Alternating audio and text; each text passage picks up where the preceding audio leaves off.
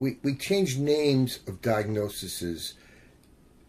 I'm not quite sure why this has been changed. Learning differences, formerly learning disorders or disabilities. Is there a reason for that?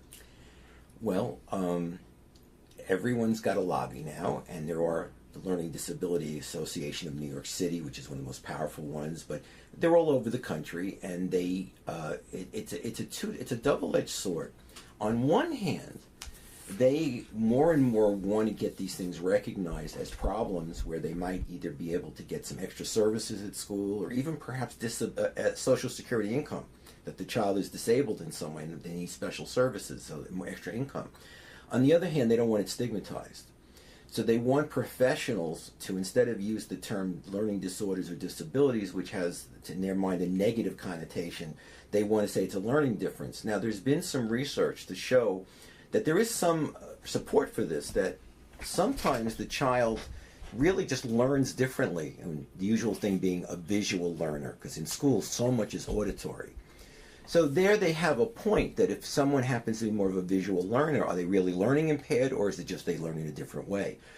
But it's being used very broadly, and it's basically become a politically correct statement you make. Some of the most brilliant minds were visual learners, like Einstein could visualize, right. Talk about a train moving, a light going in one window, train moving and coming out, and bending a little bit, get to another window. So because he had that handicap, if you want to call it such a thing, he was able to see the world a little differently, and his conclusions were correct. He didn't prove his theories. Right. Other people had to do it. Right. So sometimes what you call a problem may be an advantage because you see the world a little bit differently. Yeah. So if Einstein was born today, he probably didn't talk to you. He was probably 4, I heard.